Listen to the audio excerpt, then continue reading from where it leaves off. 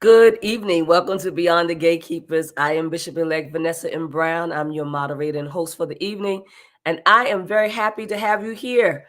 And so what I'd like for you to do, as I ask you every week, is to let us know where you are from. Give us a shout out. We want to shout you out. We want to make sure that we represent your city. And so make sure you tell us where you're from. This is going to be an exciting evening. We have a great author here with us tonight. So y'all start telling me right now. Go on and put it inside the comment section. Welcome to Facebook Live. Welcome to YouTube, Instagram, Twitter, all of you out there on Bishop Yvette Flunder's page, on the Beyond the Gatekeepers page. We say welcome, welcome, welcome to you. Namaste, namaste. Thank you so much for being here with us tonight. And so I'm going to start. Greetings from Ohio. Ohio is representing on tonight. We're so glad. I see you, Deacon Sugar Bear. God bless you. Rancho Cucamonga. Oh, don't rub it in. Don't rub it in, Deacon Ronnie. 97 degrees. I can't say that for New Jersey. St. Louis, Missouri is in the house, y'all. Stockton, California is here with us on tonight. We're so happy to have you. Belinda Love from St. Louis, thank you for joining us. Atlanta, Georgia, Bishop-elect Sonia Williams, hello. Thank you for being here. Yes, Dr. Tony McNeil is in the house. Fort Mills, I believe, South Carolina.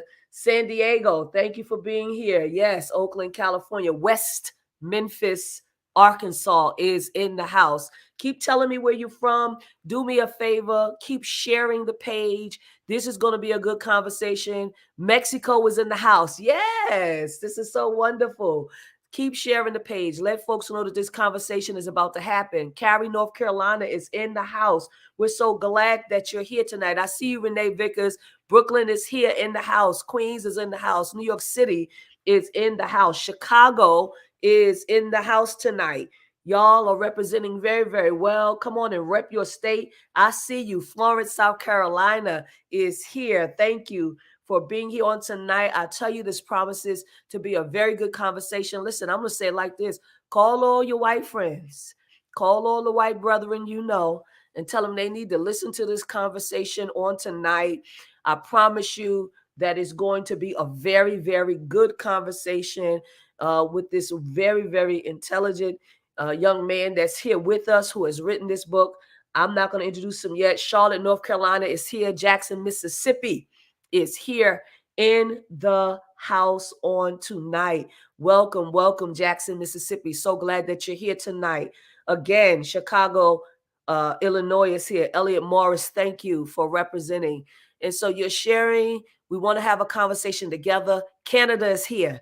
We love you, Canada. I love you, Canada, so very much. And so glad that you're here. Yes, New York City. I love you. Thank you so much for being here and representing. Share with someone. Let them know they need to be a part of this conversation. Share with a family member. Share with a friend.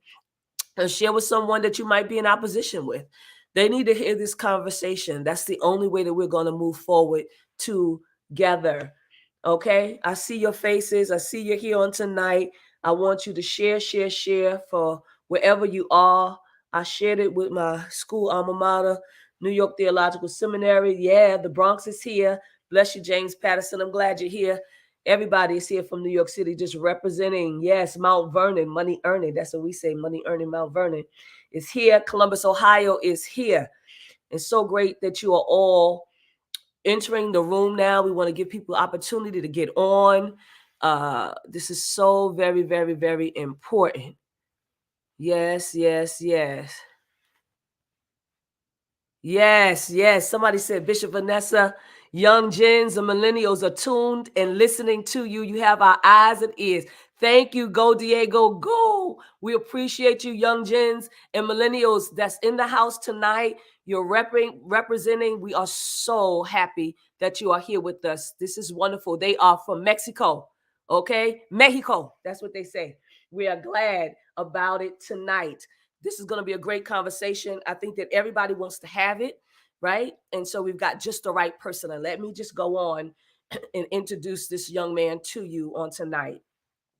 Tonight we have Reverend Chris Furr. He is the senior minister at Covenant Christian Church in Cary, North Carolina. But most importantly, he is the author of Straight White Male, a faith-based guide to deconstructing your privilege and living with integrity. Let me say the book again before we bring his face on. Straight White Male, a faith-based guide to deconstructing your privilege and living with integrity. I can tell you right now, he's a dangerous man. Chris, will you please greet our audience tonight? Hey, hello everyone. Great to see so many people from so many places. Blown away by all the different places that you all are tuning in from, and I see some local folks. It's good to see Cary and Raleigh and Durham, and all the people that are in my backyard here also joining in. So really grateful for the opportunity to have this conversation, and looking forward to where we can go together. Thank you so much, Chris. We appreciate your presence tonight. Certainly, we cannot go on with the show without Bishop Carlton D. Pearson. He's an author, progressive spiritual teacher, and thought leader who's been involved in church work for over 50 years. He celebrated his 69th birthday on last week, and we're so glad to have him in our presence. Please, Bishop Pearson, please come and greet this audience tonight. A straight white male, one of the most privileged positions on the planet, probably, certainly in the Western world. I'm a straight black male, and I got to talk to you, son, because there's a little bit of imbalance here. I'm very aware of the privileges of being male, period. And to add straight on top of that, and white on top of that, and American on top of that, it just piles up. And you have a lot of dividends that have been handed down over the years. So it's going to be an interesting conversation. To be privileged is to have a special right, an advantage, a certain immunity granted or available only to a particular person or a particular group. All of us have experienced that on some level. Tonight, we're going to talk about one that's very common. And I think it's going to be not to deride it or to demean it, but to identify it as something that is causing consternation across the planet, especially from women more than men. So this is going to be an interesting conversation. I'm here to learn as well as to participate. So welcome, everybody. We're going to have a great time tonight. Thank you, Bishop. And I just want to shout out again, Canada, Montreal, Canada is here. Toronto is here. Vegas, Las Vegas, Bishop Bonnie is here in the house. Monroe, Louisiana is in the house. I want to just make sure Cincinnati, Deacon Ryan, Amir Harris is here. My sister is here from Newport News, Virginia. Carolyn Holland, great greetings. Thank you all for being here tonight. Chris, I got questions. I got a lot of questions. All right. First, I hope I'm ready. You're ready. You are. I want to thank you, first of all, for writing the book. It means so much. It means so much to our forward movement as humanity, right? And so my first question to you is, why did you write this book? What provoked you? What moved you to write this book? Well, it's multiple reasons. One, I talk about it in the introduction, is, the day after the 2020 election, Um, and a lot of us who had the privilege of believing in the better angels of America were just stunned and shocked, whereas a lot of people who have lived in a different America weren't, surprised by what happened. And I just remember driving around that day and looking at people who looked like me and feeling like I didn't belong, like I didn't have much in common with people who have all of the same identity markers that I do.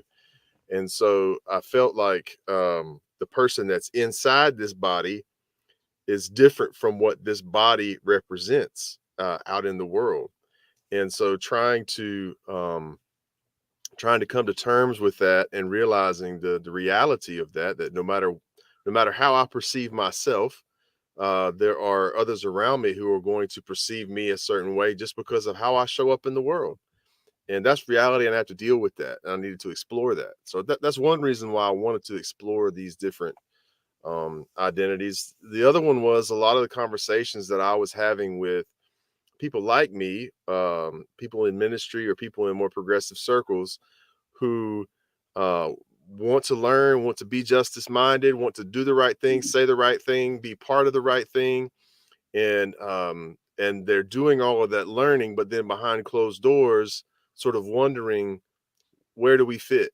What is our place? What's our posture in this cultural moment? And then the other one is I have two sons who carry all of these same identity markers that I do, and so I wanted to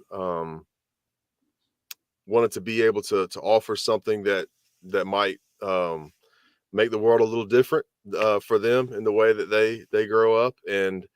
Um, and I felt like there was a lot of things that were telling us uh, a lot of things describing, especially racial injustice in America. It's America's legacy of racial injustice, but I felt like um, white folks especially needed some ways to think redemptively about what it means to wear white skin in this cultural moment, and what that means and what kind of posture to take. And so I wanted to explore that as well, try to offer something in that area. Thank you. Friends, if you're just tuning in, we have Chris Furr. He is the author of this great book, Straight White Male. It's a faith-based guide to deconstructing your privilege and living with integrity. That is what the conversation is about tonight. And so we want to continue to move forward in that. I want everybody to make sure that they understand this conversation. I think we need to define two things, Chris, if we can. And Bishop Pearson, of course, you are always welcome to chime in because you always tell us about your many, many years of friendship with folks who were straight, white, and privileged, right? So we want to make sure that we have this conversation and that we're all participating in it. So, Chris, please define for us white privilege and Mm. also define for us whiteness. Well, I think of all the words, you talked about the title of the book from the beginning, of all the words that people have a reaction to, what I have experienced so far is that privilege is the one that people really wrestle with the most, because they want to say, well, I don't, this was my struggle, or this was my struggle, or this was my struggle. And I haven't had it as easy as you say. And I try to just break it down like, look, a privilege is just something that you got that you didn't earn, right? Somebody gave it to you, right? And so that can take all kinds of forms, right? And whiteness, of course, is one of them. So um, I was born into a culture that was built on white supremacy, right? So I didn't ask for the benefit that whiteness gives me, but it exists. And so if I have this advantage, then the question I have to answer, I think, is, what is my responsibility now that I have this advantage that I didn't earn? I think as a person of faith, one responsibility I have is to use it to help other people, use it to empower other people, use it to change the world, but also to question why it exists in the first place. And if it's an unjust thing that's perpetuating over the course of generations, then I also have to be part of taking that down, taking that system down. And that's where that word deconstructing comes in, because we toy with the title. We talked about first using your privilege, and I thought, no, it's not enough to use it, because you can use it and still keep it. So we have to go through that deconstruction of realizing that, we can't, we need to dismantle white supremacy as an idea. And so whiteness as an identity, that's a complicated question. I would just say that it's the benefit in a culture that's created um, created the kind of cultural sensibilities where whiteness is the norm, right? Like everybody else defines themselves apart from this one thing, right? So the benefit of belonging to what people, what we have culturally evolved to believe is some kind of ideal, even though it's of course not. So, um, and deriving your identity from that. And I think when you're raised in that, when you're socialized in that, when you're acculturated in that system of belonging in white circles, belonging in inheriting that legacy, there are all kinds of things about being white that come with that legacy that you've inherited, and then you derive your identity from that. Like I think we saw that this event that happened recently at the Oscars, of course, and all these white folks that wanted to talk, and I just said, like, you don't have to have an opinion. You don't have to share it, right? You don't have to be part of the conversation. But when you just take for granted that your point of view is, predominant or able to take the front page, then you just feel like that's the kind of thing that whiteness, I think, imprints on us, that we have to really look at and take apart when we come to see it, for what it is. I don't know if that's a clear enough definition, but that's how I start to think about it. No, that is a great. Bishop Pearson, with you and some of the white friends that you have, down through these 50 years, what have you seen as it relates to white privilege and what it has done to society? First of all, the scripture says God is light, and in him there is no darkness at all. Words are powerful. Any image of God that I saw over my 70 years on the planet has been white. Jesus was white. The disciples were white. Wright was white. The images of the White House, the most dominant physical building on this in the Western world, in America. Many white people are taught to see racism only in individual acts of meanness, not in invisible systems conferring dominance on them as a group. It is deeply ingrained in the psyche of the culture. I've said many times on this program that particularly white evangelicals get King James and King Jesus mixed up. They think they're the same persons, that the command to go into all the world came from London rather than Jerusalem, and that it was King James rather than King Jesus. Going into all the world and preach the gospel to every creature. That basically meant every non-white entity, every non-Anglo entity.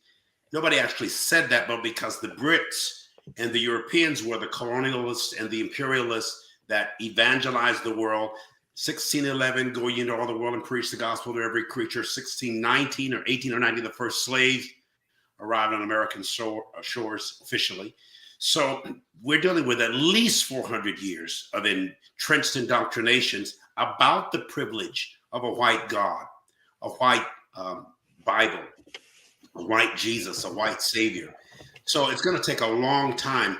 I have met very few white men who are truly distressed about systemic unearned male advantage and conferred dominance. I, as a male, the Bible, the Judeo-Christian Bible, pushes the male. We're the dominant one. God is a man. Jesus is the man. The Holy Ghost, we presume, is a man.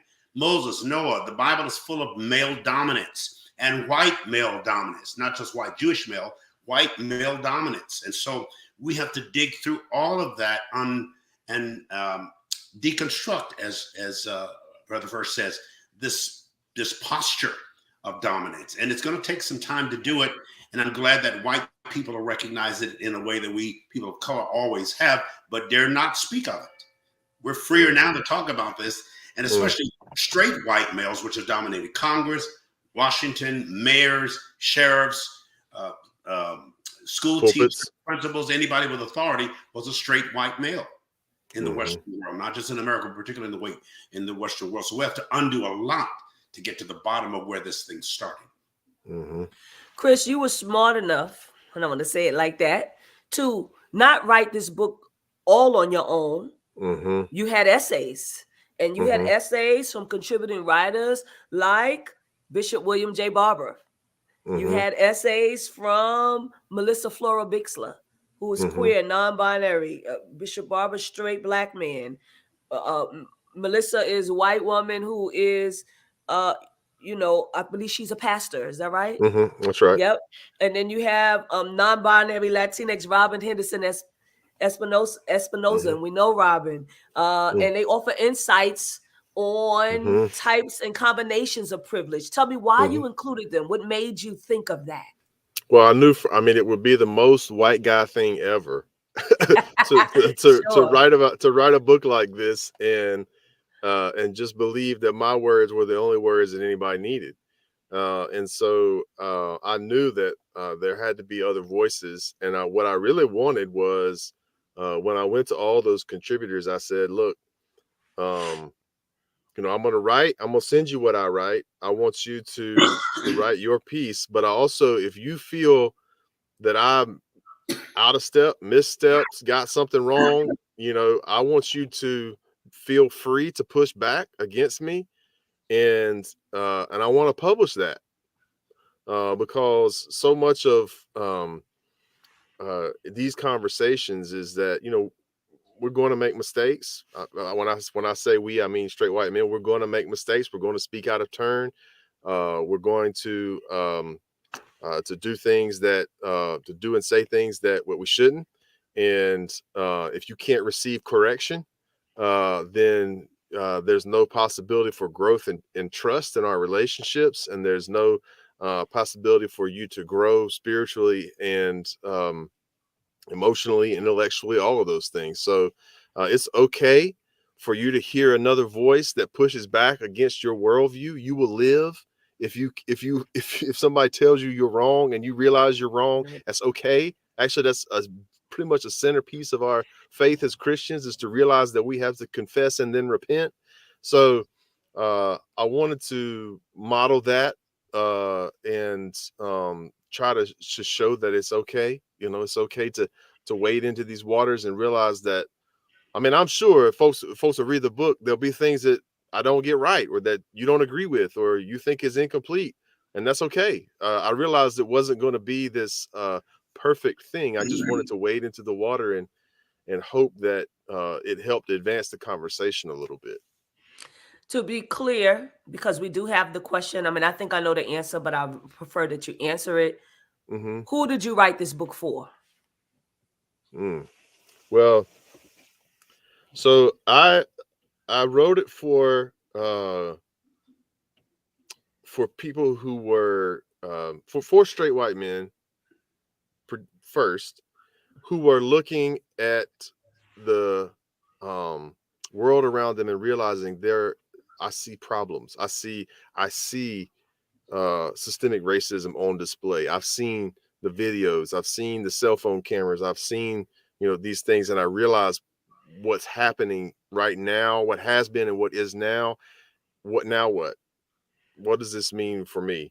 But the second piece of it is, and this is what's been like most powerful, one of the most powerful things in my ministry, as our community of faith has changed and evolved, and different folks with different identities have come, is to hear people say, I never heard anybody who say the things that you're saying out of a face that looks like yours. And the power of that. And now I'm not bragging. That's not a gift. I'm saying what seems obvious to me. But I realized the power of public confession and just saying things out loud, and what that can mean, especially when, you know, you're part of a group of people that's been gaslit for forever to say, well, no, racism is over and it's past, and but you're living in a different reality every day. To hear somebody say, no, I see you, I see your reality. I confess that I have been a part of it, that my family's probably been a part of it, that my neighbors, my friends, we're all part of it. And so, and the other piece of it is, like, even if you don't check all three of these boxes, you might check 2 out of 3 or 1 out of 3 or whatever. And there's always something to be said, as Bishop Pearson was saying about patriarchy. And whatever skin color you have, you still can have that patriarchal privilege that comes with living in a male dominant society in a male dominant, reading in male dominant Bible. So I hope there's something for everybody here, whether it's hearing hopefully something of your own story acknowledged, or something to think about productively about one aspect of your identity, or just to read and hear somebody else's perspective, because there's also a little bit of a first person sort of memoirish pieces to this, where I talk about some of my own journey, Yes. and that's, you can always identify when you hear someone else's story, I hope. Yeah, very vulnerable in that piece that you write out yourself. And I think this is very important that people understand that this is just like an unclothing. You know what I'm saying? This is a shedding of a skin. You're right. For this to even happen, right? I think that it's important that we understand that all of us can be a part of this conversation, even if you're not talking to us, because there might be somebody that we need to talk to, or somebody that we need to direct to this book or in your direction to have these kind of conversations, right?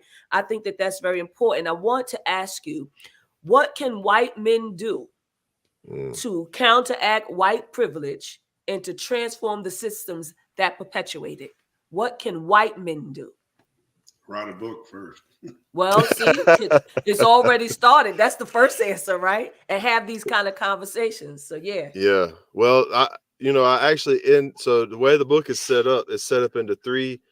The middle part is 3 distinct sections, right? Straight, and there's a confessional part of that, and then there's where I try to offer some redemptive ways of being straight in a world that acknowledges GLBTQ folks. And same with patriarchy, confession, sort of redemptive, and then with racial injustice. And so I give some things there. A couple of them are tell the truth. Yes. Just tell the truth. I mean, it's okay to say, that what you've done, what your family's done, that you're imperfect in this way. We can't you can't change anything. You can't address it. You can't heal from it if you don't tell the truth, diagnose it. And you're not actually doing anybody doing yourself any favors, not telling the truth to yourself. That's the thing that I think white folks actually don't understand is that engaging in deconstructing white supremacy in America is not just about lifting the oppression that has existed and continues to exist for people of color. It's also actually, whiteness is destructive to white people. And so if you can't tell the truth about that, then you are holding on to something that actually is bad for your spirit, bad for your body, bad for your community, bad for your faith. And so you have to tell the truth. Another thing I say is know your history. Know your history. I come from Wilmington, North Carolina. Those of you who know, one of the Wilmington few massacres. one of the few successful violent coup in American history happened in my hometown. And I used to play Little League in a park in Wilmington that was named for one of the architects of that event. And so I didn't know that till I was 23, 24 years old, and I learned it for myself. So we're often ignorant of the history of the places where we live and the stories and the things that have made our communities what they are, how they are. And then I'll just offer one more. One is to use your place. Because I'm a pastor, but my feeling is I'm probably writing to, real estate agents and lawyers and physicians and Yes. project managers and people who have, mortgage lenders, people who Yes. have power to change places be in the places where systemic racism takes place, because systems are not disembodied things. They're made up of people Absolutely. who Yep. make decisions. And so, there's systemic racism, for example, in the real estate industry, but all of those people, all those mortgage lenders and real estate agents and everything else, those are people That's who so make important. choices. It's Yeah. so important. Yes, it is. People that have something to do with buying and selling real estate, Mm-hmm. redlining, that was a big Mm-hmm. issue. That's how Yep. we got put out of different neighborhoods and weren't allowed to be in certain neighborhoods because of redlining. So, yeah, I want them to read the book too. Redlining is still happening. They just don't call it that. Now we moved to gentrification. You know what I mean? Right. But Right. yeah, I mean, these are some real things. I want to give people an opportunity to ask questions. I do want to say to Bishop Pearson, you have a lot of white friends. You've told us that yourself. What is it that you want them? What would you want to say to them The same, about this? About we heard what Chris said, but what would you want to say in a conversation with them? the same thing we're saying. My white friends, the most crushing blow to my Christian experience has been, after working for almost 50 years with white people, integrating, and some of my staff, my best friends, literally some of my best friends on the planet, voted for Donald Trump twice. To this day, I can't get that in my mind as a Christian, not just as a man of color. Mm-hmm. As a Christian, that Christians would follow somebody so anti-Christ or unlike Christ. And these same people were denouncing, almost criminalizing President Obama as the first black president. They were saying that he was like the Antichrist because they put him in the liberal camp with progressives and the same-gender loving community and, gay marriage and all that stuff. There's just years and years of, even the term straight white suggests everybody who's not straight is crooked or a crook. Mm. Language is powerful. Mm-hmm. God is light. In my mind, it meant God is white. And in him, not her or them, in him there is no darkness at all. And so we have these, English is the only language where light, white, and right sound the same thing. And so to say in English, preach the gospel to the creatures means critters or coons or animals or even monsters. These are little subtle innuendos that carry a lot of weight. As an American, I've been traveling abroad since 1972, but I was born in San Diego. So when we crossed over the border into Tijuana, we were Americans. Color had nothing to do because they were dark as we are, some of them, but we were Americans. That meant we had privilege. When I traveled abroad, the first times I went to Africa, they could tell by my accent that I was an American, not a Brit, but an American. And there was an arrogance that I had. I didn't realize it was there. I was proud of the privilege of being an American. On top of that, I was saved and filled with the Holy Ghost and knew the scriptures. And American Christians evangelized the world. We own the world. We own the truth. We control Jesus and the Holy Ghost and Christian schools and hospitals. And we evangelize. There's an arrogance that have been here for many, many years. We have to work through and walk through all of that as well. So I understand the white privilege or even the white supremacy of some of my white friends who looked on me as you're one of the good blacks. You're not like the other ones. You're more articulate. You're smarter. You're even lighter in your complexion.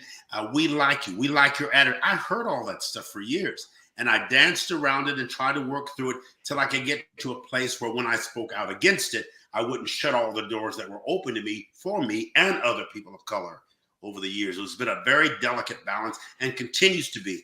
But when white people like Chris address it, it legitimizes it in a way. He's not speaking as a victim. He's not a victim. He's privileged. And for him to say that as openly as he does in this book does legitimize our angst and pain. And he doesn't have to be gentle. That's right. And I salute you for that, Chris. It's very hard. You're just as anointed and appointed to write this book as to pastor the church or to be called to the ministry that you're engaged in as a pastor. I salute you. Indeed. And Chris, I mean, to the audience, friends, we are giving away a book tonight, complimentary of Chris Furr. And the book is Straight White Male, a faith-based guide to deconstructing your privilege and living with integrity. Listen, if you want to win a book tonight, you must type the hashtag Beyond the Gatekeepers. You must type the hashtag Beyond the Gatekeepers if you want to win the book. Chris, I also want to say that someone wrote, Dwayne Jenkins wrote, there's a degree of vulnerability, compassion, sincerity, and humility on display here, which I have not witnessed from a cishet white male religious leader. Maybe I have been complicit in not being open to seeing it. Pastor Furr, thank you for the powerful witness and testimony and for sharing your voice. God bless. These are things, not that you need to hear it, but you need to know it, right? That is already making an impact. People is already making a difference, right? And so I want you to know how important your work is. And so people are still sharing. Rochester is in the house. People are still talking about where they're coming from. They're still sharing it, sharing it, sharing it.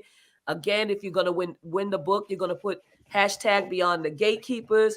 I see so many people. Now, Chris Watson, Reverend Chris Watson, white males addressing it legitimizes it, which is a sad statement, but still so necessary, and that is correct. Powerful. It has to be done because there's no other way it's going to get done, right? Is unless somebody like a Chris, and hopefully there'll be more Chris's in the world, right? You said you wrote this because you have two sons growing up, right? And you want them to understand how the world is, but how the world could be. You are trying to help them reimagine something different. And so that is wonderful. Okay, we have questions, Chris. We have questions. Right. Someone is asking, how do we utilize the concept of the Imago Dei to counter racist notions that resist our common humanity, our specific histories, and our particular psychological, social, and embodied selves? Ooh, that's a question. That's a question. That was a lot, right? You want me to repeat it? No, I think I can respond. The Imago Dei thing is I think really important, and I wanted to I'm trying to get back to the comment. I think it was Jane Galloway made the comment. Whiteness is a construct that developed as a racist opposition to blackness, and it's oppressive and reductionistic. That's one of the things I say about whiteness is that it's a lie. It's a myth, right? And so we created these things within ourselves. I also say whiteness is also about insecurity. And James Baldwin talked about this. That we're not going to deal with this problem until white folks figure out why they need to elevate themselves over somebody else based on the color of their skin. And so discovering that actually my whiteness, this construct, right, this lie that I've told about myself, right, that defines me, is keeping me not only from seeing the image of God in someone else, but it's keeping me from seeing the fullness of the image of God in myself. Because I see myself through all kinds of other different lenses other than the way that God sees me. And we can't, I think one of the things I talk about in the book as well is realizing that that because of the generational trauma, thanks for Chris Watson for talking about that, the generational trauma that goes along with these things, there is a veil that exists between me and the people around me. Yes. Between me and the people of color around me, between me and the women that are around me, between me and the GLBTQ folks around me, that leads to pain and distrust. And as long as that a veil exists between us, then we don't see the fullness of the Imago Dei that's in each person, because we have this fabric of distrust and fear and oppression that's around us, and that has to break your heart. You have to see it as a tragedy that when I walk into a room, or if I'm in a room with a woman, she has to be conscious of where the exit is. That's a tragedy. That's keeping us apart in the image of God relationship that we're meant to have. Yes. And so So that's just not just about one-on-one relationships, right? It's not just about you learning to trust me. I have to do the work of the broader systemic things that help us uh, to take apart that. My friend Melissa, that's a contributor in the book, in her own book, How to Have an Enemy, which I also recommend you pick up. Melissa is very bright. That book is not getting enough traction in some circles, so I recommend that. But she talks about, What's the name of the book again? What is it? it's called How to Have an Enemy. It's Okay. Righteous Anger and the Work of Peace. Okay. And it's a very, very good book. But she talks about, the policing, for as an example, and how we have the answer to distrust in our communities around policing is, having relationships between, the police departments and certain, and the African American community, or whatever community is identified in a particular community as underserved, or whatever the way we think about it is. But that doesn't mean anything on the side of a dark highway. When somebody gets out of their car, or a police car pulls up, doesn't matter how many picnics you've been to, right? Because you have the legacy of white supremacy being embedded in the criminal justice system, that you can't fix that with these interpersonal relationships. We have to take apart these systems that are keeping us from being able to see the image of God in each other. And it's not just about our one-on-one relationships. And I'd give Melissa credit for that idea, because I think it's really important. It is very important. I want to go back to whiteness. You gave us your definitions of whiteness. You hear other people giving the definitions of whiteness. I wrote a little something about what I believe whiteness to be. Whiteness is a socially constructed category of race with no biological scientific foundation. That's the first thing I wrote. The other thing I wrote was the racial category white only exists in relation to other racial categories. Right? I think that's important for people to understand.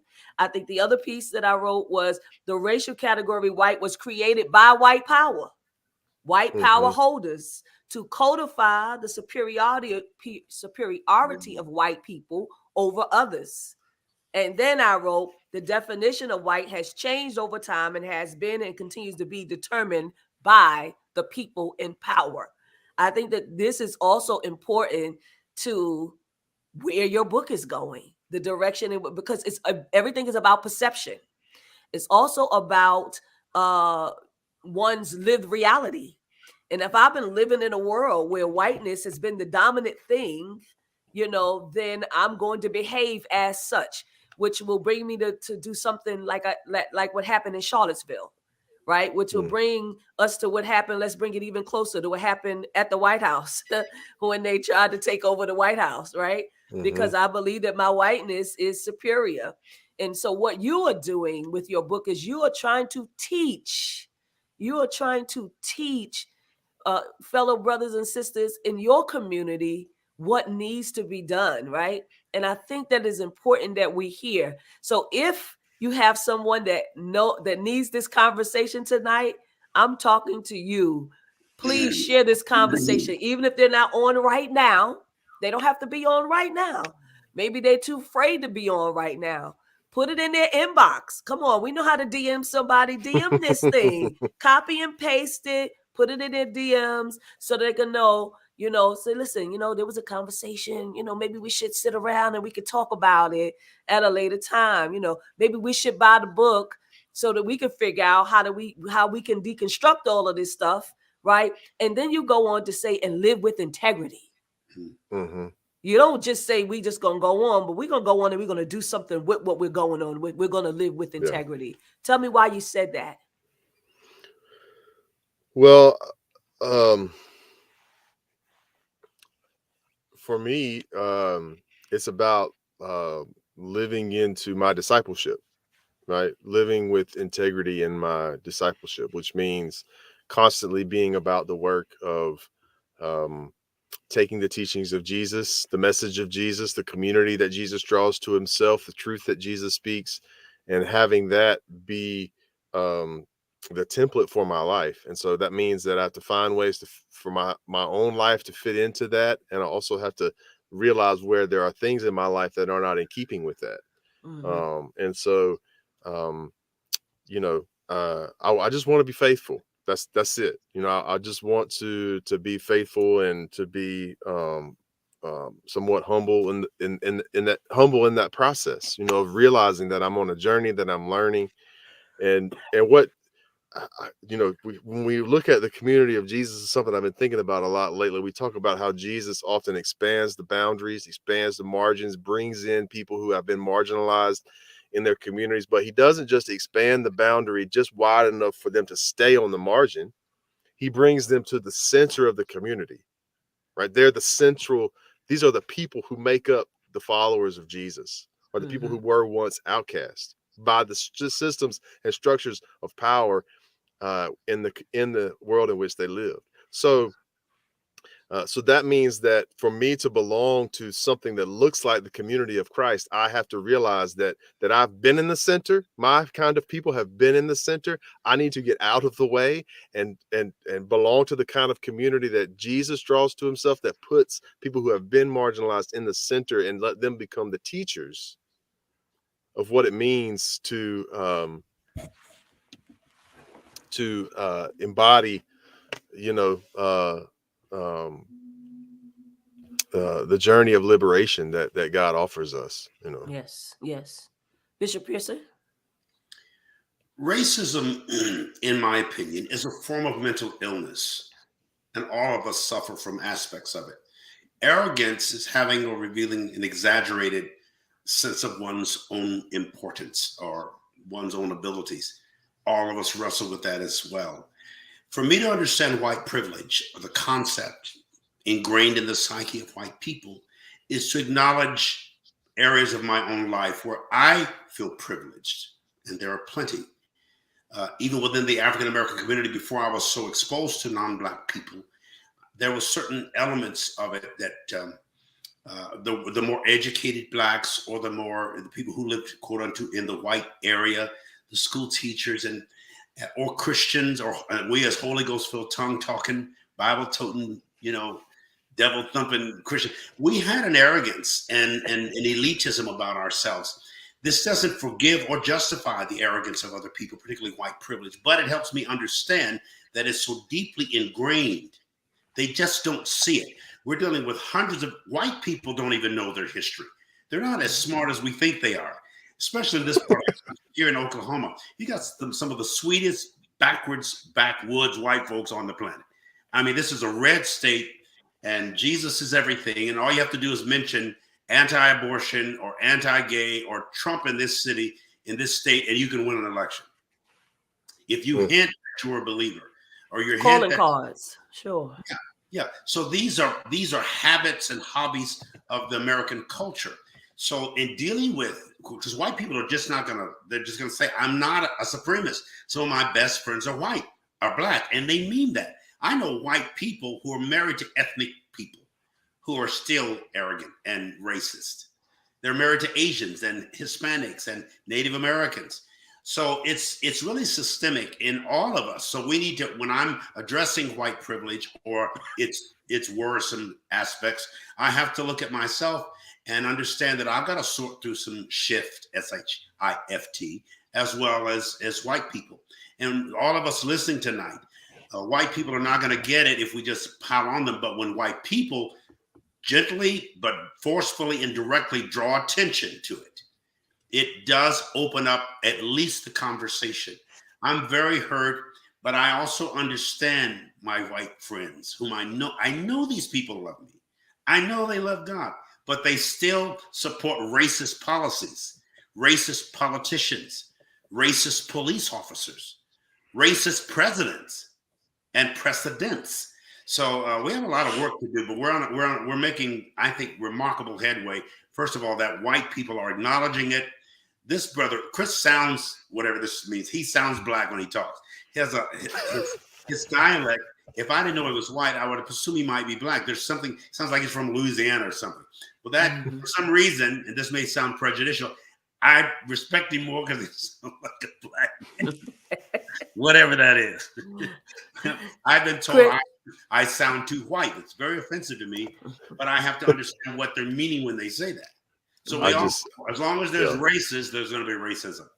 Yes. And some's not Yes. poison, but we need to recognize we don't just need you to be non-racist. We need you to be anti-racist. hmm Yes. Yes. Yes. Yes. Yes. That's what I say to Chris. all my friends. And Yes. Yes. Yes. Chris. hmm Bishop-elect Sonia Williams has a question, and Okay. Anthony Sullivan, Pastor Anthony Sullivan. I'm going to pull the two questions together based upon what they wrote. In your self-recognition of your own white male privilege, how do you openly address it when it shows up to benefit you among other straight white men? Example: do you call it out? Do you bring correction, or do you use it as a teaching moment?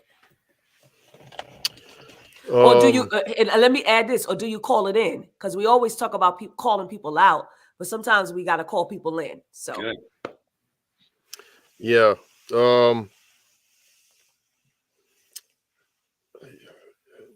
I think all of the above. I think it depends on the environment that I'm in. I think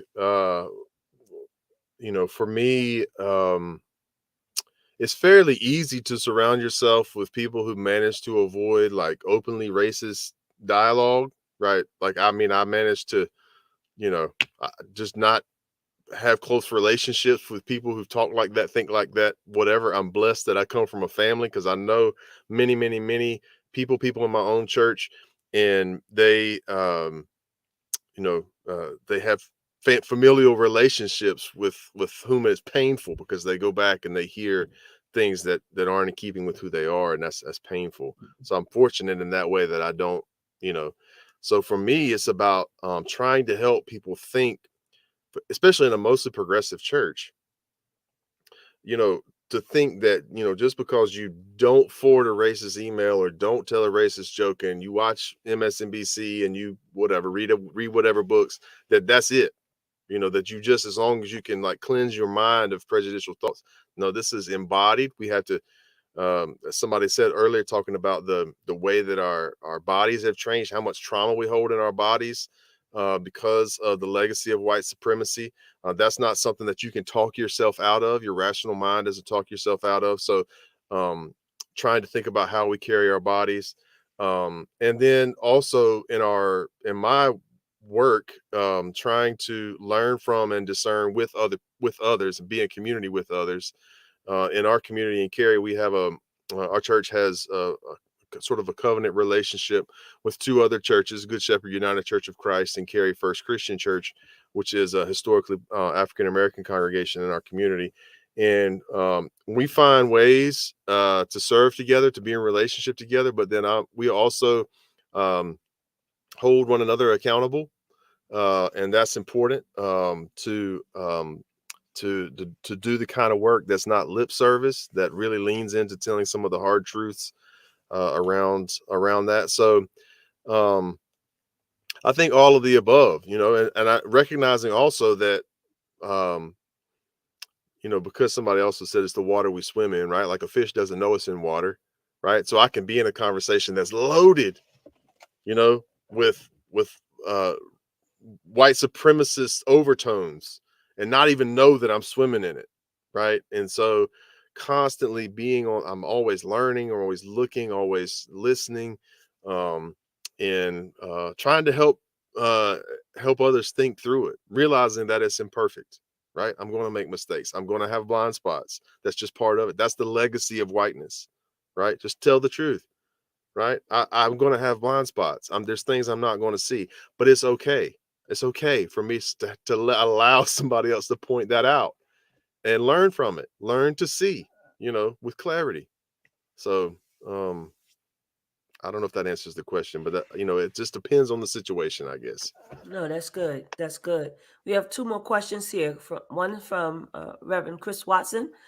How did you manage to transcend the notion of a white Jesus who was a sweet smelling savior and not the radical spiritual revolutionary and social political activist that he was?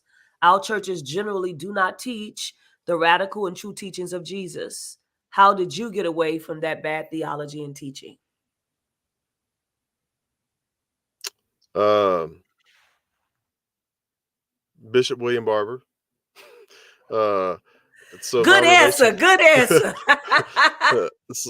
so my relationship with him goes back to 2004. Um, I was a seminary student at Duke Divinity School, and I served as his intern for a summer.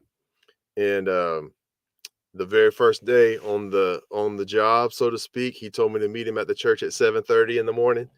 And I met him at the church, and we got in his minivan, and I drove him around, and he took me all over Goldsboro, and he was telling me, you know, he knew every neighborhood we went into. He said, this used to be a predominantly middle class white neighborhood. Now it's a predominantly middle class black neighborhood. They go to this elementary school, this middle school, this high school. His church had taken a compass and drawn a map, a circle around the church, and learned everything they could about the people who lived in that circle and what they needed. And it was a totally, I never had a concept that being in ministry would require me to know, like, how Title I funds are used in the public school system. And it showed me a different kind of ministry that I had never seen before. And I saw it embodied. I mean, just that one day might have been enough, because it was like a 14-hour day. We just drove around, and he took me all everywhere. And it changed me. Right. And then I remember he preached a sermon on Pentecost, and he talked about, the Holy Spirit descending on the people, and the fire resting, the tongues of fire resting on their heads. And he said, the Spirit can be like a miner's light in a dark tunnel. And when the Spirit comes, and it allows you to see your surroundings for what they are. Right. And I was sitting behind him, and I saw he got on page 2 of his manuscript, and he never turned another page. He stayed right there. And I just found myself realizing that's what had happened for me, that the Spirit had come on, into my life in this particular experience, and that now I could see my surroundings in a way that I'd never seen them before, and that was going to allow me to live and to move in a different way, when you can see with clarity where you're going, where you've been, where you are. And it changed things. And so once you see, you can't unsee, right? And so from there, I spent time in South Africa. I had a professor at Duke who helped us see. He told us, I write about him in the introduction to the book. He says, he said to us, America is the modern day Roman Empire. And if you want to be a responsible citizen of Rome, you better know what it's like to live on the fringes of the empire. And I'm just sitting there, wow, like, a different Jesus than the one that, not that I just had this generic Jesus, right? And I was being given this Jesus that was so much. And then since then, the trajectory of, again, teachers, Howard Thurman, Aubrey Hendricks, James Baldwin, people who, helped me to see a Jesus that was far more interesting, far more liberative, far more human, far more rich than the Jesus that I had been given. And so it's one of the things I'm most thankful for in my life. I owe a debt to Bishop Barber that I can never repay. And so I just am eternally grateful for him. That's beautiful. That's beautiful. Like you went on this journey, and like you picked up everything, you gleaned all the things that you needed to help you to be at this point and write this book. And Mm-hmm. so this is it's 2 more questions, and then we're going to let people remember. We're going to give away the book tonight, people, friends. We're going to give away the book tonight. Make sure you type hashtag Beyond the Gatekeepers. The book is Straight White Male by Furr. It's got some essays by a few other people. You're going to want to read this. You're going to want to examine it. And you know what? Buy it for somebody that you think need to read it. They might get mad at you, but they might read it too. Yeah. So Sean Jenkins, and I think you were already moving up to answering this question, but he says, they say, is the popularization of a Christian blue eyes, long-haired Jesus a form of creating whiteness? and to indoctrinate other races into white Christianity, white supremacy? Yeah, I mean, Yeah. Yeah. I yeah. mean, I don't think it there's no is. other way to, right. It is, and well, even I mean, again, to go back to that story, going to Greenleaf and all seeing all religious artwork that I had never seen before, Mm-hmm. of portraying Jesus more historically accurate as a man of color, and it being a new thing for me to see those images and those reflections, and then realizing that, and then going to South Africa. I spent a summer in Durban serving a Methodist church, or as an intern at a Methodist church there. Well, I mean, that area is 75% black, 15% Indian, and 10% white, right? So all of a sudden I go from living in America as increasingly less so, but at that time the racial majority, to Mm-hmm. being going to the shopping mall on a Saturday and being the only white person there, and Right. all of the ways that allow me to see how we create whiteness as this kind of normative thing, and then we, of course, we project it onto the things that are most sacred, right? Mm-hmm. We project it onto Jesus, we project it on our cowboy movies, we project it on everything, Mm-hmm. this idea of whiteness um as a just this prescriptive thing. So Yes. And the last question for the mhm. evening. This is by Bishop-elect Sonia Williams, and she's from Atlanta, Georgia. Her church is in Atlanta, Georgia, rather. And she says, have you ever openly advocated or defended African Americans or women when they fall victim to white male privilege? Example, voter suppression, equal pay, redlining, women's right to choose, etc. Well, yes, I mean the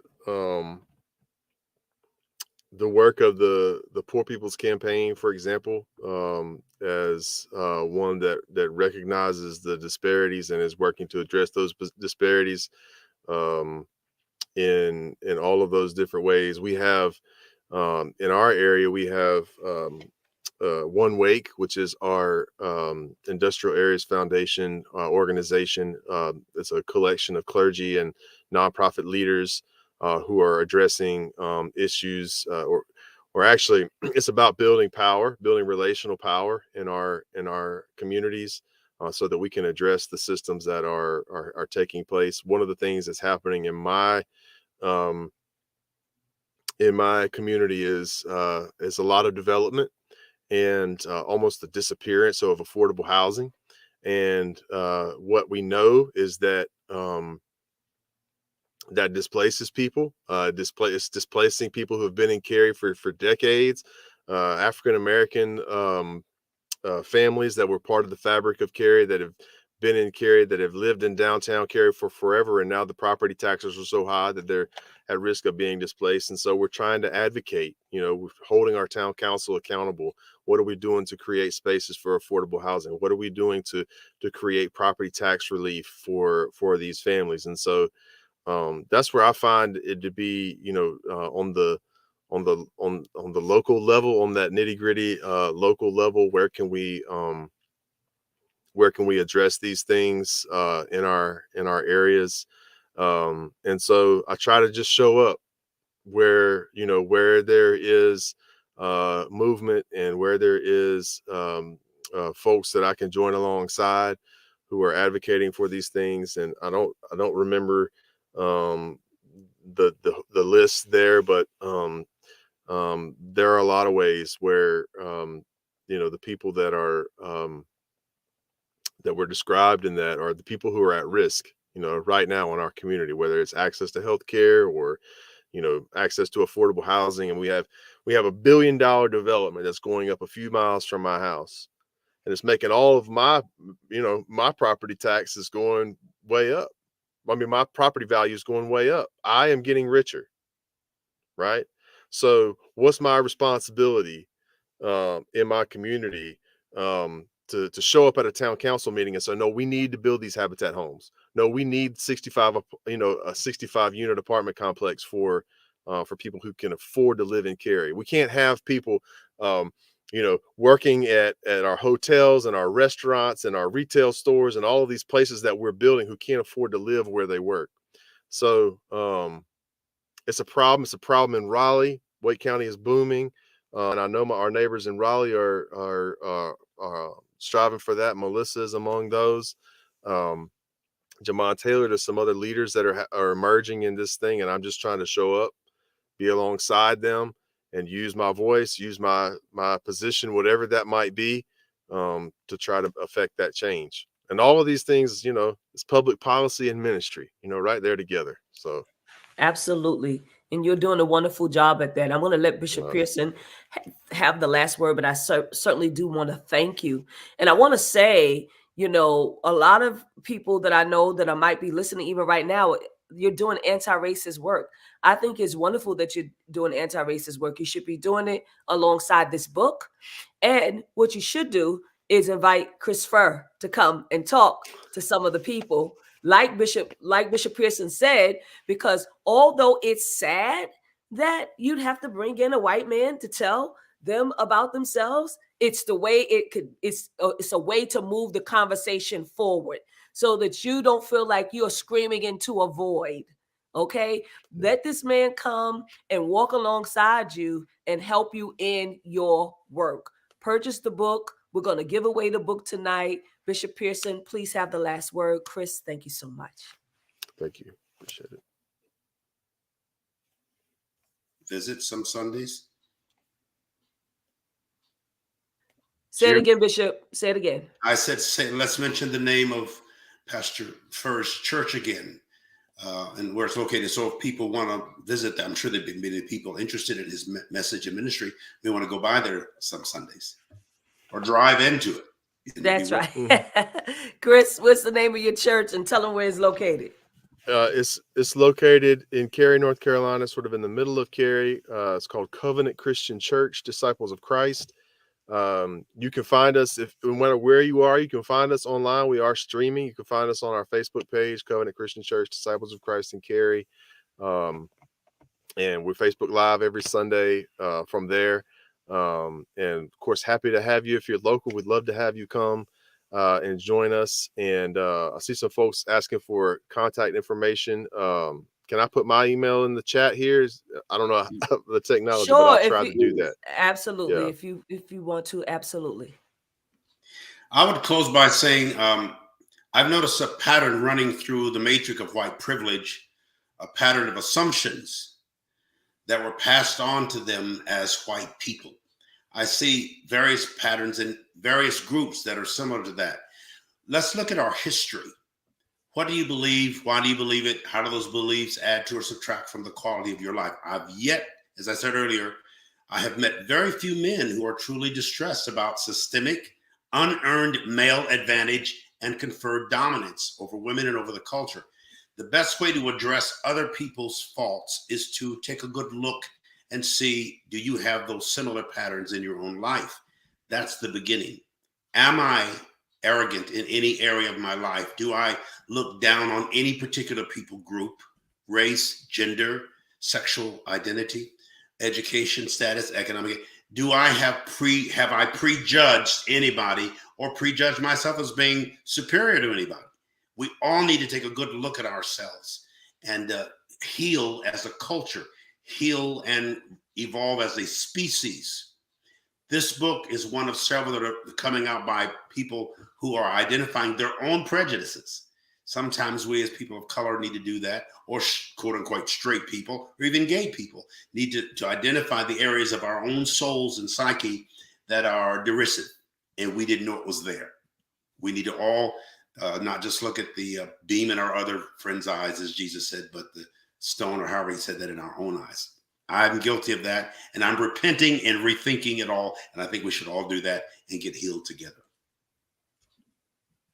Beautiful. Thank you so much, Bishop Pearson. As always, thank you so much, Pastor Chris Furr. You have been wonderful. This has been a wonderful conversation. Again, I'll say to our audience, please share. Conversation is ended now, but you can still share this conversation with someone that needs to hear it. You can recommend the book, or you can call Chris Furr and ask him to come and participate in some of your work. Thank you so much again. We want to go right to our next advertisements. So Beyond the Gatekeepers has been here for the last 2 years. We're excited. And so we're asking that you support our broadcast by sending a donation via Cash App to $TFAM annual or to PayPal at www.paypal.me/TFAM justice. This is a great work. We want to move it forward to other avenues and other streams of venues. And so we are looking for your support to help us do that. Thank you so much. Save the date from July 12th to the 16th. Have We Got Good Religion? This is TFAM's Leadership Conference 2022, which will be in Arizona, Phoenix, Arizona, at the Biltmore Resort, Frank Lloyd Wright property in Phoenix. The room rate is $119 per night. Registration is $100. Early registration ends May 1st. $125 regular registration ends July 1st. And on-site registration is $150. We thank God for our presiding prelate who could not be here with us on tonight, but certainly a sense of love. And we want you to support the work that she is continuing to do, and TFAM and the College of Bishops and the senior bishops and all of those who are working to make sure that this is a successful conference. Have We Got Good Religion? If you need more information, please go to our website, or you can also download the TFAM app, and that will also give you more information about the conference.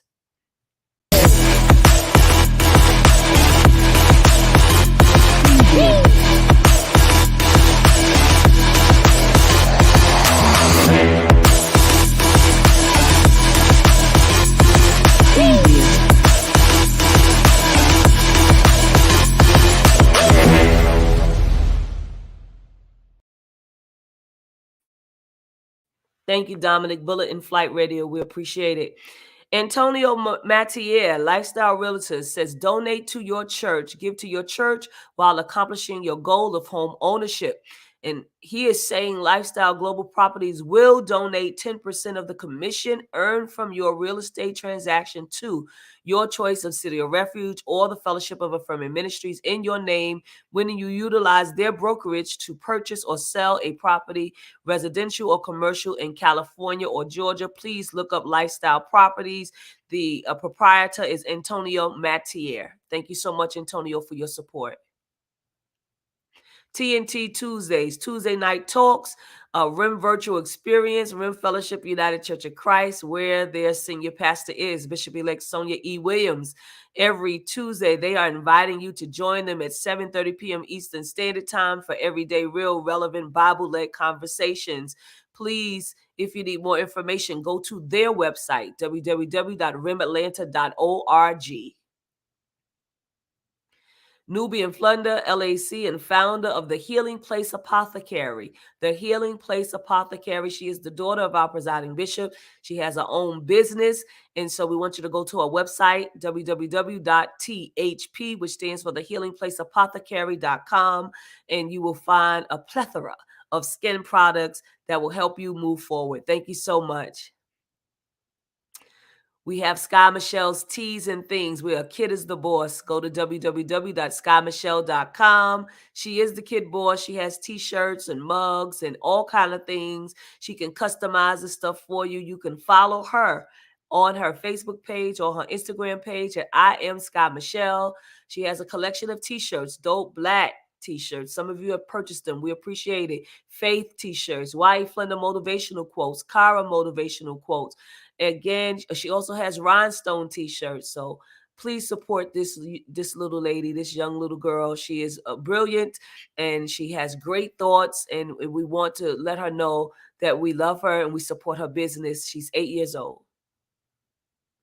Kara Solutions, focus on your passion. Let Kara handle the rest. Susan A. Webley is the founder and the operator of this business. She does remote productions and video conferencing. She gives admin and tech support. She does custom branding, show development, training. Some of you have books out. Some of you have concepts and ideas about things that you want to do. Susan can help you make it come to life. All you have to do is email her for a free consultation at sue@cara-solutions.com. Do it today. You can go visit the website to see what else she has by going to www.cara-solutions.com. Support Black businesses, support Black women in business, support Black children in business. Advertise with us, advertise with us, advertise with us. Beyond the Gatekeepers. If you want to do so, please email us for more information. You can email us at beyondthegatekeepersshow@gmail.com. That's beyondthegatekeepersshow@gmail.com. All right, we're going to give away that book tonight that we promised. And so we want to make sure that you have put in hashtag Beyond the Gatekeepers if you want to win. Those of you that are left, I know that's what you're waiting for. So let's see.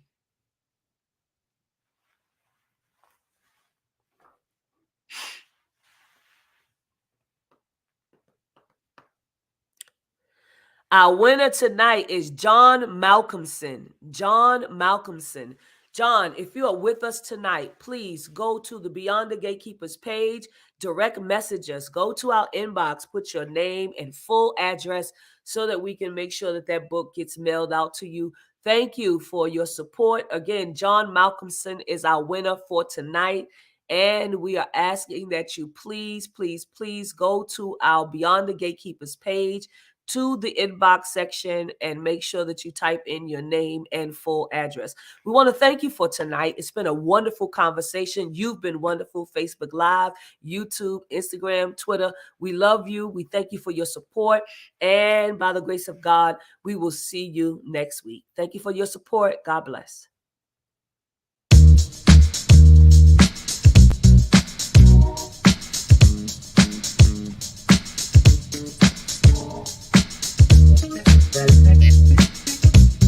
Very much.